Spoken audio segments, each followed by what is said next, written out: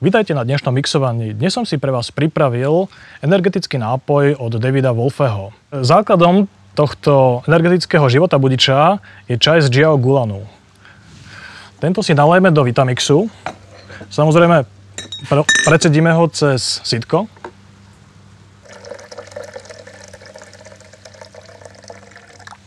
Sladidlo pochádzajúce z Ant, volá sa Lucuma.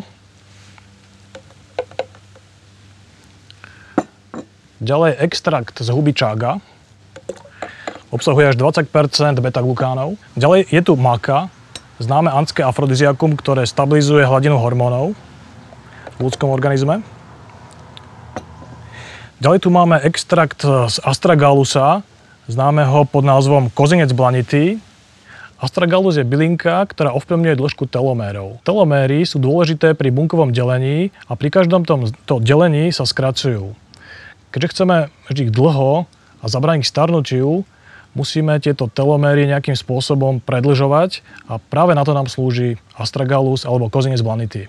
Ďalšou ingredienciou je ashwagandha. Ashwagandha obsahuje glikovitanolidy, ktoré majú schopnosť odstraňovať depresie a zamedzovať úzkosti.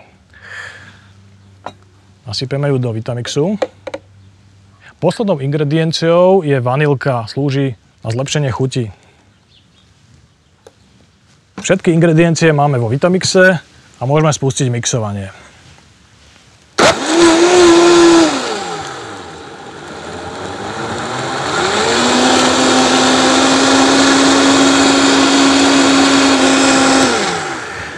Po približne 40 sekundách Vitamix vypíname a môžeme nápoj naliať do pripravených pohárikov.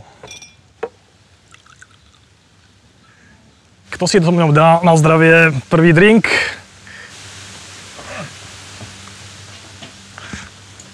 Na zdraviečko a na počesť Davida Wolfeho.